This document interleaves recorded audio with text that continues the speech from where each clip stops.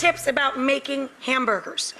When you are ready to form your patties, score the meat into as many sections as you want burgers, 4 sections, 6 sections, 8 sections. So put the meat in an even layer and score it.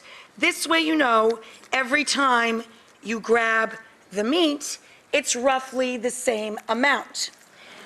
Now this will alleviate Frankenburger, is what I call it. When you get to the last burger and it looks like the size of a meatball and you gotta rip meat off all the other burgers and reform all the burgers, that little last burger, that's the Frankenburger. If you do the scoring method, you'll never have Frankenburger ever again.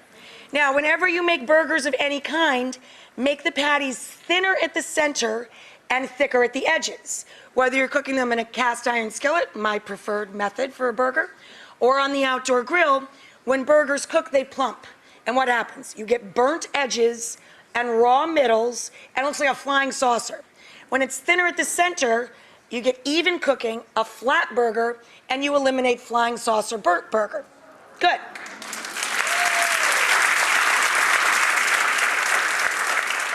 If you are making a flavored burger with lots of ingredients in the burger itself, another great tip is to pull off meat the size of a quarter and griddle up one little burger that'll take less than a minute to cook, and you can taste test it to make sure all of your seasonings are correct.